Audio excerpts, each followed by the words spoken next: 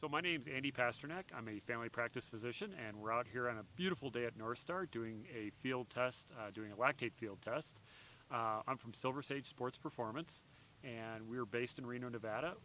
We provide athletic services for really athletes of all calibers. Our goal is to really try to get cyclists, runners, swimmers, cross-country skiers to the level of fitness that they want to be at. We like working with beginner athletes, everyone up to the advanced athlete. Hi, I am with Andy at Silver Sage Sports Performance, and at Silver Sage we have a unique model where we provide comprehensive services from the testing to coaching. So I lead up the coaching side of it and work with the athletes, taking them with their tests in hand, and then can provide some effective training for them to reach their goals. Out in the field. Benefits of doing this out in the field are we can really sort of, obviously this is where people ride. They're outdoors, and so we're able to get much more reputable heart rates. The heart rate data that we get out here is a little bit more what people will actually see when they're riding. So it's kind of nice to do field testing from that standpoint, especially when it comes to things like maximum heart rate. The challenge sometimes in the lab is people aren't able to get their heart rate up as high as they are when they're in the field. So sometimes coming out in the field, especially for the maximum test, can be really helpful. The data we collect while we're out here, we're basically looking at three things. We're looking at the athlete's heart rate. We want to see what their heart rate is, especially at the end of the interval stage. We're looking at what their exertion level is.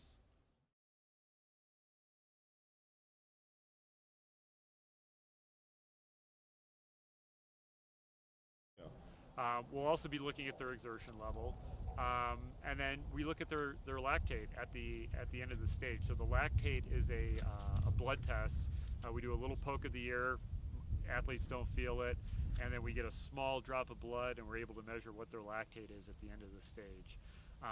If the athlete has the capacity, we'll also measure the time and distance so we can give them some idea of what the speed is.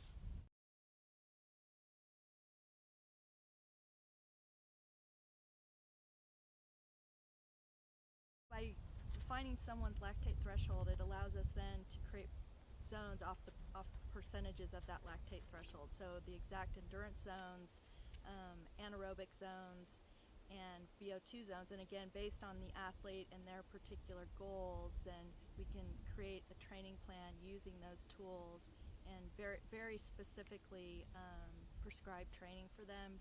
And again, I think for me the greatest value is making sure those athletes are training the specific systems versus just going out at their perceived exertion. So it takes the guesswork out of it. Yeah. So another place lactate testing is really useful is helping to compare how someone's doing with training. We can do a baseline lactate test, and then after a training block of 2 to 3 months, we can repeat that test.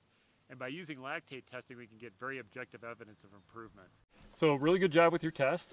We got some really interesting data on you. Generally, you're running fairly high lactate levels throughout the whole test, which to me tells me that you probably have a fair amount of fast twitch fibers, and which can be good for certain races and can be detrimental in certain races. Your threshold is probably going to be around a heart rate. I'm going to guesstimate probably about 165, 167, right in there. When I get back to the office on Monday, we'll plug some of these numbers in and draw out some nice curves, and we'll be able to analyze things a little bit more for you.